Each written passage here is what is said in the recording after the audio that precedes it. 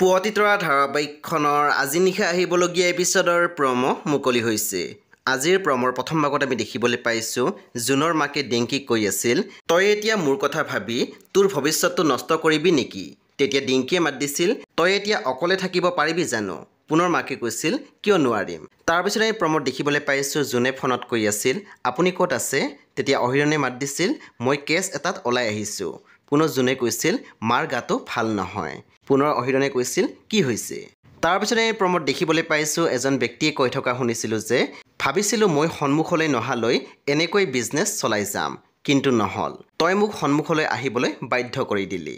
সেই বন্ধু বান্ধৱীসকল আজি নিশা 9 বজাত ৰং টিভিত আহিবলগীয়া পুৱতিতৰা ধাৰাবাহিকখন খুবেই বেছি ইণ্টাৰেষ্টিং হ'বলৈ গৈ আছে, সেয়ে আপোনালোকে চাবলৈ একেবাৰে নাপাহৰিব। পৰৱৰ্তী আপডেটৰ বাবে আপোনালোকে মোৰ চেনেলটো ছাবস্ক্ৰাইব কৰি কাষত থকা বেল আইকন টিপি দিবলৈ একেবাৰে নাপাহৰিব। আৰু প্লিজ আপোনালোকে মোৰ ভিডিঅ' এটা লাইক কৰি দিব।